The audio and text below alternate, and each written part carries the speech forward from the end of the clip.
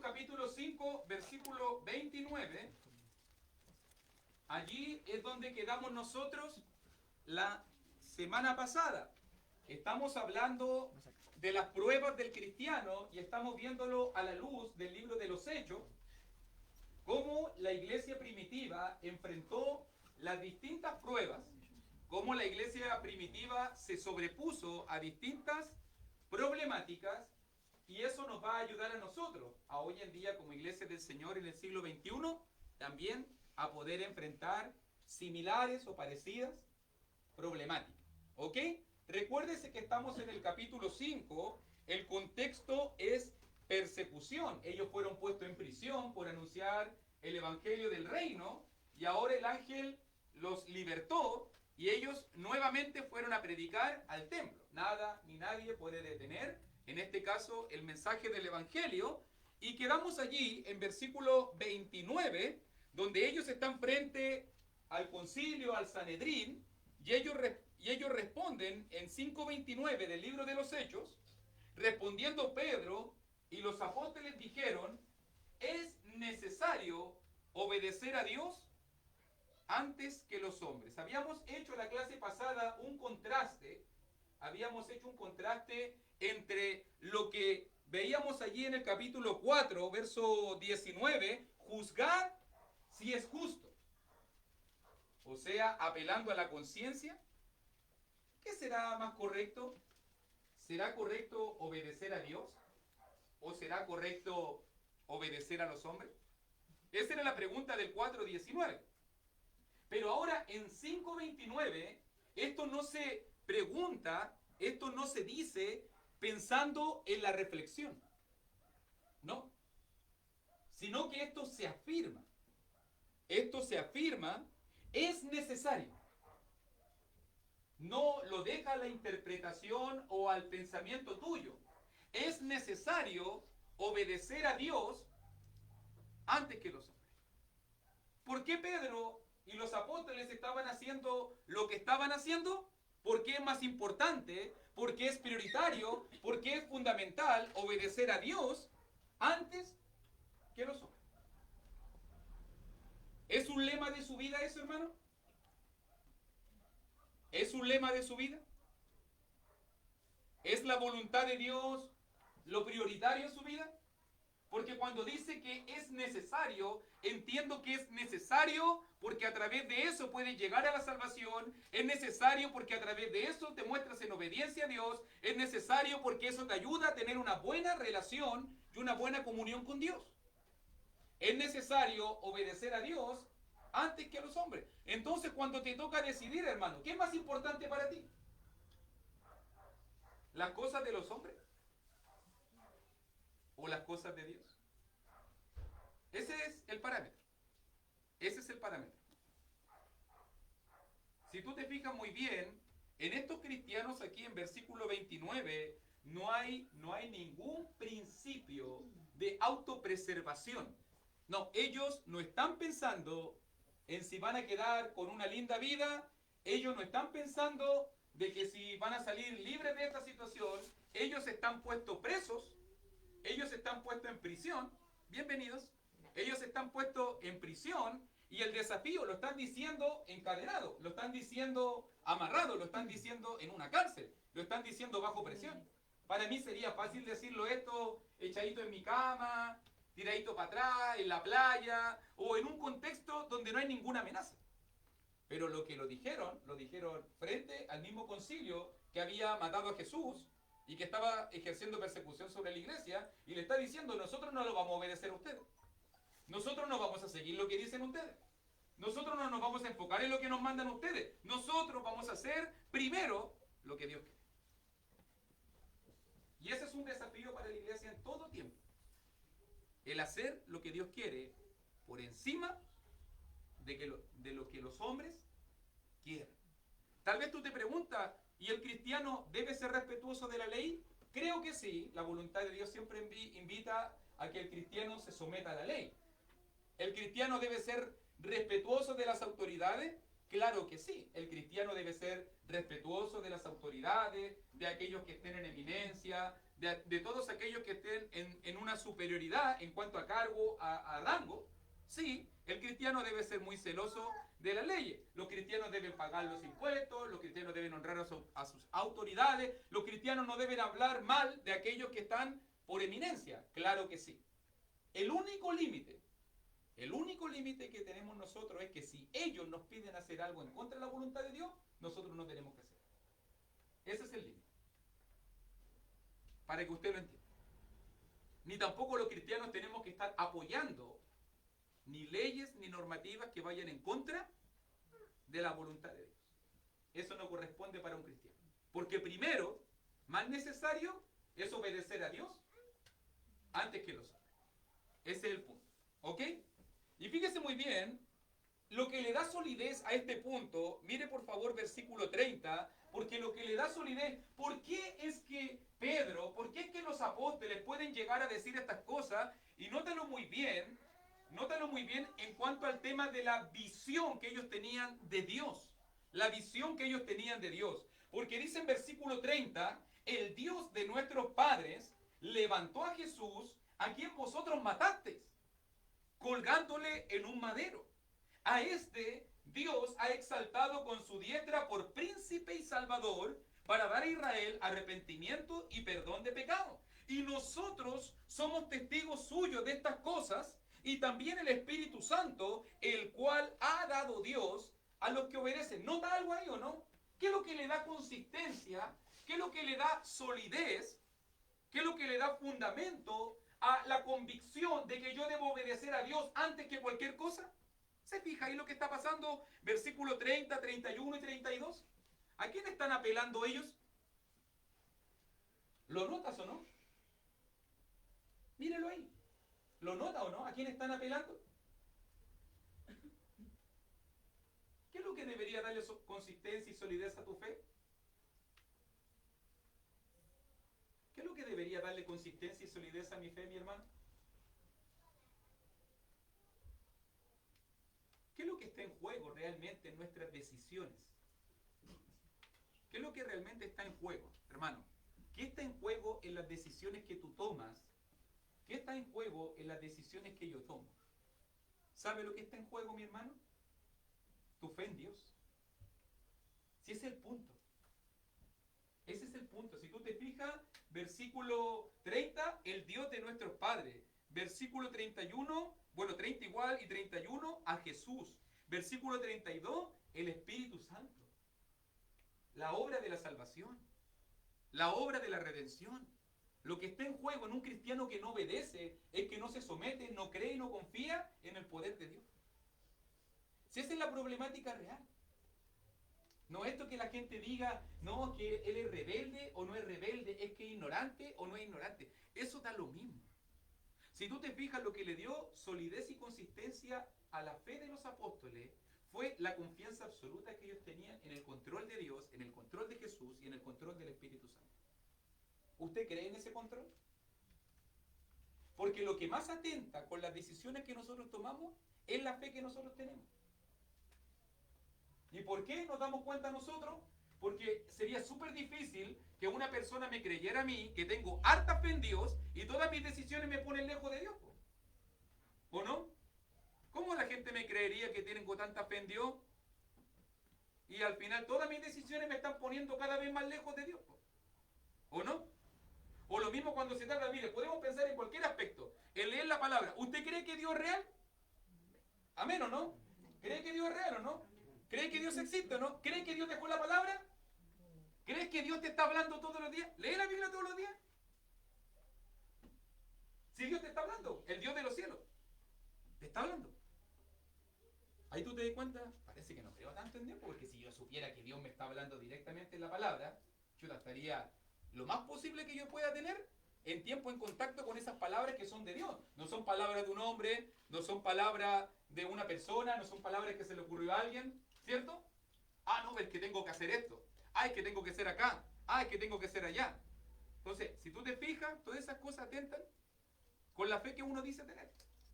o piensa en el trabajo, o piensa en la reunión, o piensa en cualquier aspecto de la vida, el pecado o lo que tú quieras entender, si tú te fijas, lo que le da solidez y constancia a lo que tú eres son tus decisiones que muestran tu fe. Pedro estaba ahí, Pedro estaba acusando, Pedro está diciendo, el Dios de nuestros padres levantó. Yo creo y confío en el poder de Dios. Yo creo que levantó a Jesús. Yo creo que ustedes lo mataron y lo colgaron de un madero. Pero yo también creo de que Dios lo levantó y que ahora Él es príncipe y salvador. Y note muy bien que se dice que Jesús es príncipe acá. Me gusta esa frase que dice que es príncipe. Porque eso indica que también hay un rey. ¿Cierto? Para que usted entienda. Que hay un rey, ¿cierto? Para que usted entienda el poder del Cristo, el poder de Dios el Padre. Y es Salvador. Es aquel que en el único que podemos encontrar salvación. ¿Cuál es el propósito de la venida de Cristo? Por lo menos versículo 31 manifestado. Para dar a Israel arrepentimiento y perdón de pecados. Y note muy bien que esta obra también fue dirigida y fue orientada, versículo 32, por el Espíritu Santo. Y ahora se nos dio a nosotros, dice Pedro, se nos dio a nosotros la oportunidad de participar en esta obra a través del Espíritu Santo. Según versículo 32, ¿a quiénes Dios les da el Espíritu Santo? A los que obedecen. Por ejemplo, hoy día, Luciano, si tú te fijas muy bien, este es un pasaje muy evangelístico, este pasaje aquí en Hechos capítulo 5, Dios nos da su propósito y su voluntad y levantó a Jesús y Dios el Padre hizo su propósito para que tengamos arrepentimiento y perdón de pecado. ¿Qué es lo que hizo Luciano? Se arrepintió y por consecuencia de su arrepentimiento y su obediencia a Dios, vino perdón de pecado. ¿Y qué es lo que hace Dios a aquellos que se arrepienten y le perdona los pecados? Dice el versículo 32, le da el Espíritu Santo. El Espíritu Santo. O sea que una persona que no le ha obedecido a Dios no puede tener el Espíritu Santo. Ni aunque lo hayan soplado, lo hayan tirado para atrás, le hayan tirado un kamehameha, o lo que usted piense que la gente hoy en día anda haciendo por ahí, lo que anda haciendo la gente por ahí no tiene nada que ver con el propósito de Dios, no tiene nada que ver con la voluntad de Dios. Dios le da el Espíritu Santo a aquellos que lo obedecen. Si tú no estás en obediencia a Dios, Dios no te va a dar el Espíritu Santo. Si tú estás en obediencia a Dios y te has arrepentido y has tenido perdón de pecado, la consecuencia misma es que el Espíritu Santo va a estar contigo. Y note lo que le está diciendo. Dios el Padre, conocido por ellos. Jesucristo, lo vieron y le están diciendo, Dios lo levantó. Y el Espíritu Santo, que era conocido por ellos. Entonces, ¿cuál fue la reacción ante la verdad? Versículo 33. ¿Cuál fue la reacción ante la verdad? Ellos, oyendo esto, se enfurecían. Se enfurecían y querían matarlos. ¿Sabe algo que dice mucho, que estuve leyendo hace una semana atrás, algo que dice mucho de que habla de la inseguridad de los ateos, de la inseguridad de los supuestos científicos, de la gente que se opone a la religión, a Dios? Si esto fuera una ilusión de nosotros, si esto fuera una tontera de nosotros, déjennos. Estamos locos, déjennos. No afecta a nadie. ¿Qué se mete con nosotros? Pero del hecho de poder meterse a prohibir las cosas, la Biblia es uno de los libros prohibidos, sobre todo en los países comunistas, es uno de los libros prohibidos. Y uno dice, pero si son cosas de cuentos de hadas, yo no veo que a la Blancanieves, ni los 7 enanitos, yo no veo que a la Caperucita Roja la prohíban en otro lado, son cuentos. Pero increíblemente la Biblia, que es un cuento supuestamente para ellos, es el libro más prohibido del mundo. Si fuera un simple cuento, como muchos se burlan de nosotros, ¿por qué hoy en día lo quieren prohibir y se enfurecen y quieren quitarlo de todos los lugares? ¿Se ha dado cuenta? Eso habla de la propia inseguridad de ellos. Porque ellos no creen que es un cuento de hadas. No. Si fuera un cuento de hadas, no creerían, no prohibirían Rapunzel, ¿cierto? Frozen, ¿cierto que no? Si son cuentos, imaginaciones, fábulas, cosas que no interesan, que no existen. Si no existen. Pero ahí ellos mismos evidencian que saben que Dios tiene poder, saben que la palabra tiene poder, porque la palabra es la misma que ha transformado, que ha que ha cambiado y que ha transformado a millones y millones de personas por todo el mundo. Y eso no lo pueden negar. Y eso es lo peligroso de la palabra. ¿Sabes por qué? Porque lo peligroso de la palabra es porque tú puedes exponer a una persona totalmente ignorante, tú puedes exponer a la palabra a una persona totalmente falta, una persona indigna, una persona pecadora, una persona que está haciéndolo mal, y tú puedes transformar a esa persona, la palabra puede transformar a esa persona y puede convertirlo en un tremendo instrumento de Dios. Así es el poder de la palabra. Es así tan grande el poder de la palabra. Uno llega a la palabra totalmente caído, totalmente necesitado, totalmente falto e indigno, y uno puede salir después de la palabra siendo una persona totalmente diferente. Es el poder de la palabra. Es el poder que la gente no quiere que se ponga. Por eso que ellos crujen, por eso que ellos se enojan, por eso que ellos se enfurecen. La gente, imagínate, estamos hablando de predicar una palabra, un mensaje, y vamos a llegar a matar a alguien por eso. ¿Y quiénes son los fanáticos aquí?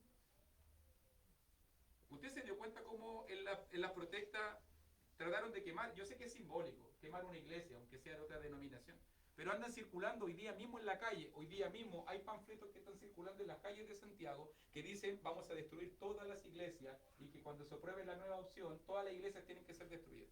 Tengo las copias, tengo las fotos de esos panfletos que se están repartiendo.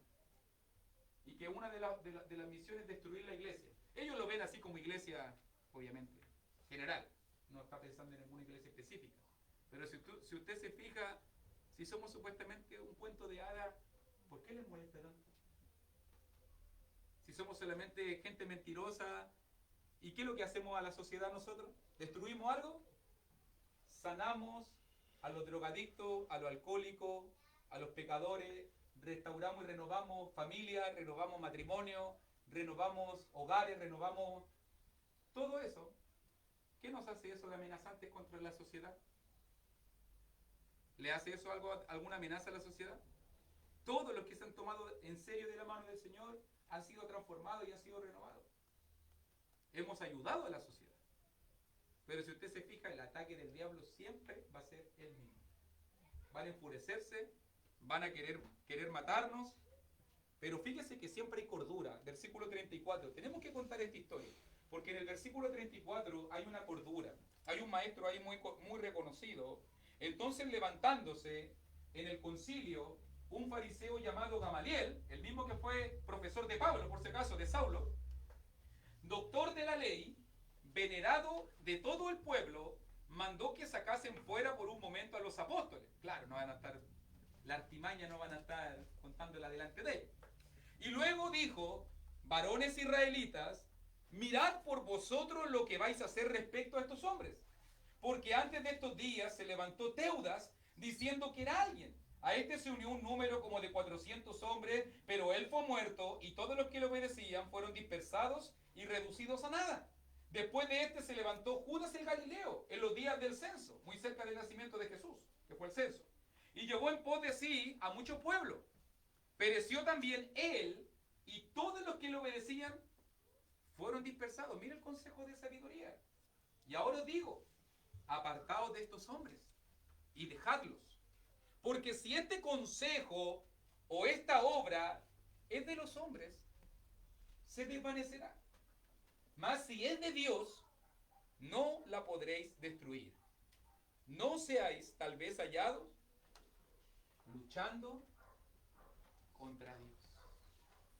Y esa es la frase, hermano, esa es la frase que me ha tenido pensando durante toda esta semana. El consejo de Gamaliel. El consejo de Gamaliel fue sensato. El consejo de Gamaliel decía: no se preocupen tanto por las palabras de estos hombres. No se preocupen tanto por el mensaje de estos hombres. Si lo que estos hombres están haciendo es bueno y es de Dios, va a perdurar. No importa de que ustedes hagan lo que hagan contra ellos. Pero si lo que estos hombres hacen es malo, se va a destruir solo. Va a perecer. Pero ahí está la frase: no seáis tal vez hallados luchando contra Dios. Y me puse a preguntar, porque miramos en el versículo 29, es necesario obedecer a Dios antes que los hombres. Versículo 39, no seáis tal vez hallados luchando contra Dios. ¿podremos, hermano, estar luchando nosotros contra Dios? ¿Podría el cristiano estar luchando contra Dios? Ya sabemos quiénes están luchando afuera. La gente que abiertamente está persiguiendo al cristianismo y está hablando mal del cristianismo y todo eso. Pero ¿puede un cristiano estar luchando contra Dios? ¿Puedes tú estar luchando contra Dios? ¿Podemos nosotros estar luchando contra Dios? ¿Qué piensa usted de eso? Eso me estuvo pensando para confesarse. Porque aquí miramos lo que estos judíos quieren hacer en contra de la iglesia.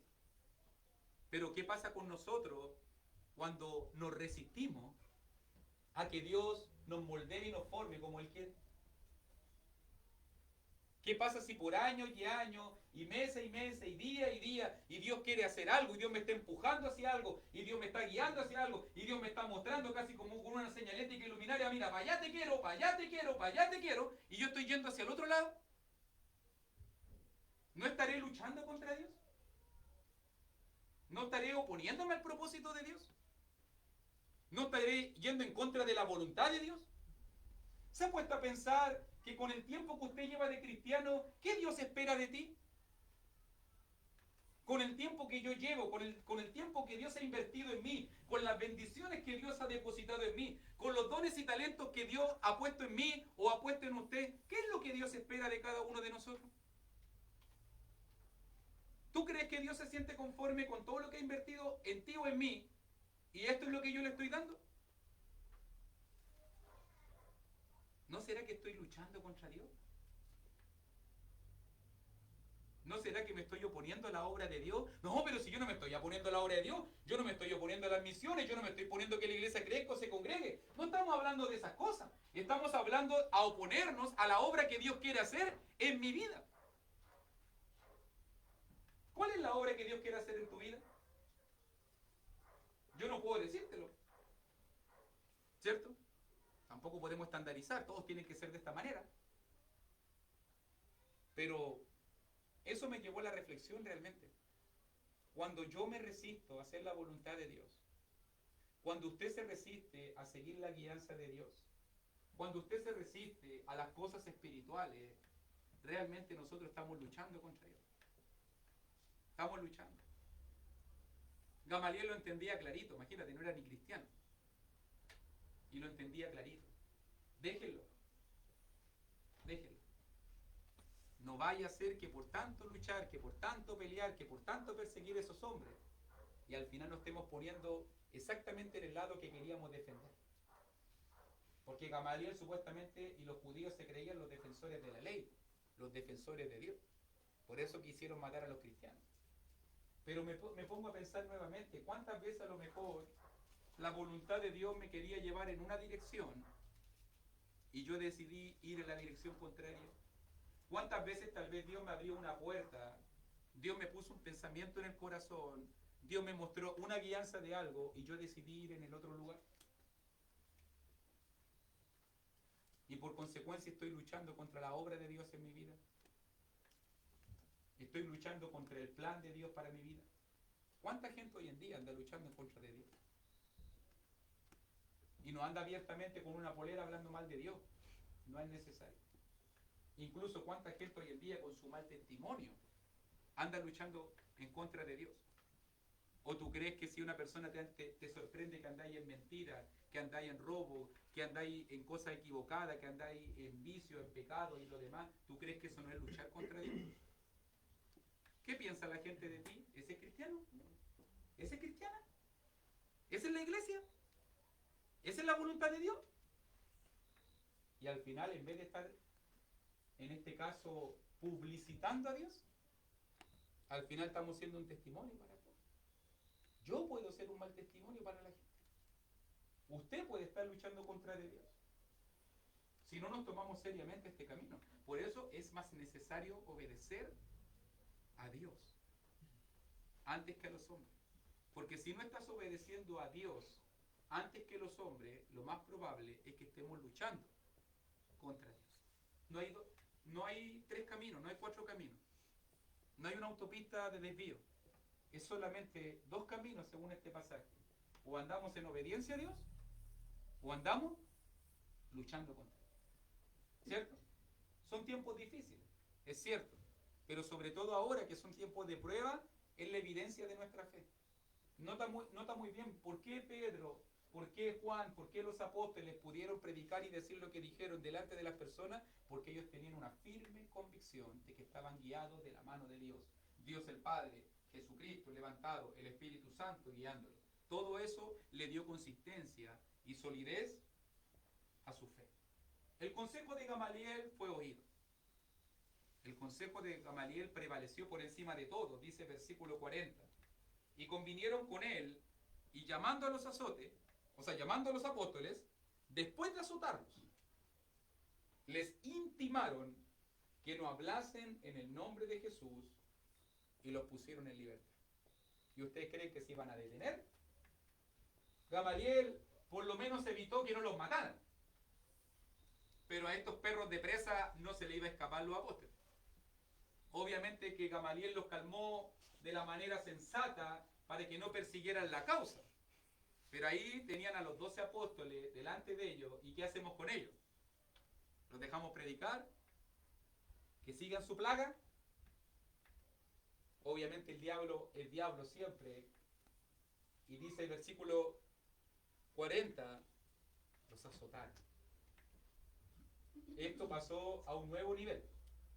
Nota muy bien que la persecución espiritual, emocional, la persecución de palabra, la persecución de amenaza, pasó a un nuevo nivel. Porque ahora la persecución estaba afectando directamente la carne de los apóstoles.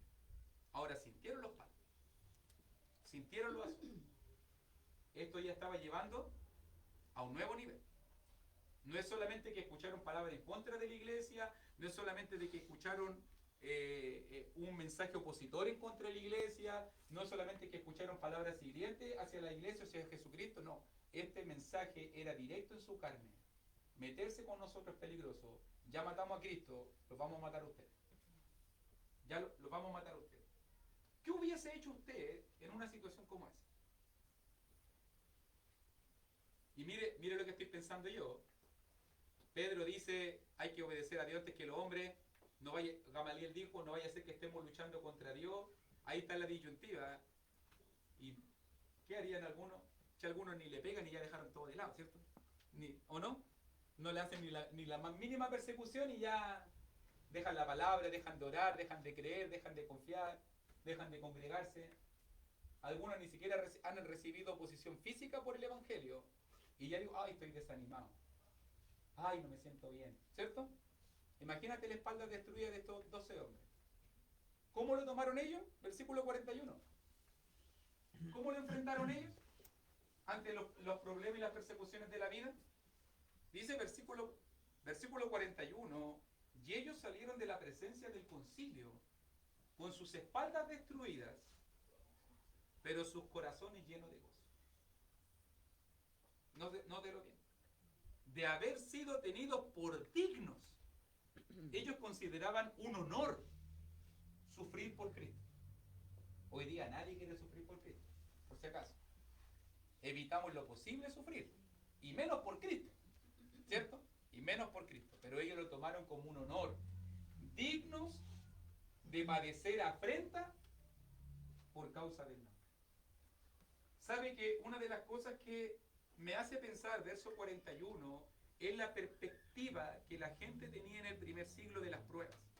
Si usted se fija, la mayoría de la gente hoy día toma las pruebas como algo negativo, como algo malo, como algo que te daña. Y los cristianos del primer siglo, ¿cómo tomaban las pruebas? Con gozo, como un honor, como una bendición. Gracias, Señor, porque me agarraron a palos, Señor.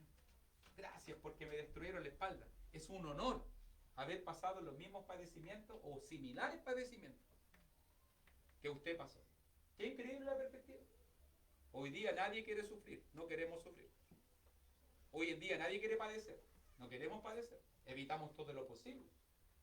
Nos protegemos en todo lo posible por no padecer. Pero al final de cuentas, si tú te fijas muy bien, a veces esa lucha por no querer parecer te hace luchar contra Dios. Porque a veces el propósito de Dios es que tengas que enfrentar pruebas. ¿O no es así? ¿O no es el propósito de Dios así?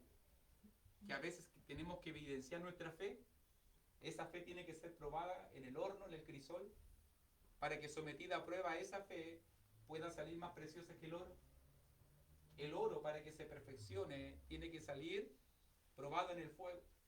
El cristiano, para que se perfeccione, tiene que enfrentar la prueba. No podemos esconder ese mensaje. La iglesia del Señor en el primer siglo surgió, emergió y se fortaleció en el horno del crisol. Y eso lo hizo poderosa. Porque si tú te fijas, cada proceso de prueba, cada proceso y etapa de la prueba del diablo que lo atacaba, versículo 42, termina siempre con un proceso de bendición. Dios te encontró. Y cada cosa mala que venga va a traer algo positivo. Porque si tú te fijas muy bien, después de tener la espalda destruida, uno diría, chuta, me agarraron a palo, me amenazaron que no predique de Cristo, me amenazaron de que si la próxima vez me van a matar, y por si acaso en el capítulo 6 las amenazas se hacen ciertas, van a matar a uno, no. Si esto no quedó en puras palabrerías, mataron a Esteban, no quedó en palabrería, me amenazaron, no, yo no predico más, estáis locos de ir a la iglesia y andar con los hermanos y con la Biblia y con la iglesia de Cristo, estáis locos, es cosa seria meterse con la iglesia de Cristo, nos van a matar a todos. ¿Usted cree que eso fue? Todo lo contrario, eso le hizo tener más fervor por las cosas de Dios. Eso le hizo buscar mucho más las cosas de Dios. Las pruebas no lo debilitaron, las pruebas lo fortalecieron, las pruebas lo reencauzaron. Las pruebas en este caso le dieron más bríos, más fuerza, más ánimo, mucho más.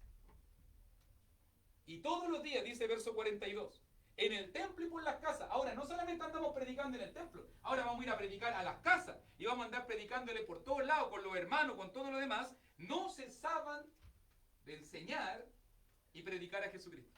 Note la frase destacable del verso 42. Todos los días. La iglesia de Cristo del primer siglo, si usted hubiese visto el letrero de la iglesia no podría decir como alguna iglesia de Cristo, nos reunimos los miércoles, los domingos. La iglesia de Cristo en el primer siglo era lunes, martes, miércoles, jueves, viernes, sábado, domingo. Todos los días reunión. Todos los días predicación. Todos los días por las casas y en el templo. El templo, el lugar donde se reunían los judíos, las casas de los cristianos. Note muy bien, ¿qué tenían ellos que no tenemos nosotros? Y vuelvo al punto. Creo que lo que tenían ellos era una absoluta convicción en Dios el Padre, tenían una absoluta convicción en Dios el Hijo y tenían una absoluta convicción en el Espíritu Santo. ¿Cómo está mi fe, hermano? ¿Cómo está tu fe? Porque realmente tus decisiones son las que evidencian tu convicción en Dios. Porque si tú vives acumulando solo para este mundo, enfocándote solamente para a la alegría de este mundo, preocupándote solamente por las cosas de este mundo, entonces tú no estás creyendo que viene otro mundo. Porque si no estarías haciendo preparativos para el otro mundo, ¿no? ¿Te das cuenta cómo tu fe se evidencia a través de eso? ¿Cierto? O la gente hoy día quiere vivir una vida mejor, la gente quiere vivir una vida sana, la gente quiere vivir una vida cómoda, la gente quiere vivir una vida segura, la gente quiere... Hoy día queremos vivir todo ese tipo de cosas, pero si tú te fijas, ¿qué evidencia es? No quiero que Cristo venga, tengo todavía mis planes. Que no venga el Señor porque yo todavía tengo planificado todo mi cronograma y mi escenario de aquí hasta el 2045. Entonces, ojalá que Cristo no venga. ¿Y qué pasa si Cristo viene en un minuto más? ¿Y qué pasa si Cristo viene en una hora más? ¿Te has preparado para esa cita? Porque nos preparamos para un montón de citas. Nos preparamos para un montón de planes. Hacemos decisiones para un montón de cosas. Pero ante la inminente llegada del Señor, ¿te das cuenta que esa es la fe de ellos? ¿Por qué ellos llegaron a hacer lo que hicieron? ¿Por qué ellos llegaron a arrojarse de tal manera? ¿Por qué ellos llegaron a enfrentarlo? Porque creo que ellos tenían una conciencia absoluta de la presencia misma del Señor. De que estaban sirviendo al Dios vivo, de que Dios estaba con ellos, de que Dios estaba fortaleciéndolo, de que el Espíritu Santo lo estaba guiando, de que donde iban estaban llevando la presencia del Señor. Pero hoy en día, ¿sabe qué? Han pasado 2000 años. Y a lo mejor muchos de los que se convirtieron acá no vieron nunca a Jesucristo. Como nosotros tampoco los vimos. Pero si tú te fijas muy bien, la única diferencia era de que las decisiones que tomaban eran una evidencia concreta de su fe. Que cuando tú tomes decisiones, sea cual sea, hermano, yo no me puedo meter en tus decisiones, pero sea cual sea las decisiones que tú tomas, date cuenta que esas decisiones evidencian tu fe. Muestran la clase de Dios que tú sigues. Muestran la clase de Dios que tú aprendes. Muestran la fuerza del Espíritu Santo. Muestran el poder de Jesucristo. Y si la gente está viendo o no está viendo a Dios en tus decisiones, lo más probable es que no van a ser llamados en nada a poder, en este caso, convertirse a Dios. No van a ser llamados en nada de poder pedir el arrepentimiento y el perdón de pecado. Todo lo contrario. Todo lo contrario. La gente va a oponerse a Dios. La gente va a resistir a Dios. La gente va a estar luchando contra Dios. Me gusta cómo la iglesia primitiva, siempre voy a ir al mismo punto, me gusta cómo la iglesia primitiva enfrenta los problemas, enfrenta las circunstancias, enfrenta las problemáticas, la enfrentaron con una fe y una confianza absoluta en Dios, con su mirada puesta en Dios el Padre, en Jesucristo el que fue levantado por Dios y en el Espíritu Santo que Dios da a los que lo obedecen. Que su vida, hermano, sea guiada por Dios el Padre, que su vida sea guiada por Jesucristo, que su vida sea llena del Espíritu Santo. Porque esa es la única manera de no estar luchando contra Dios. ¿Amén? ¿Comentarios? ¿Comentarios?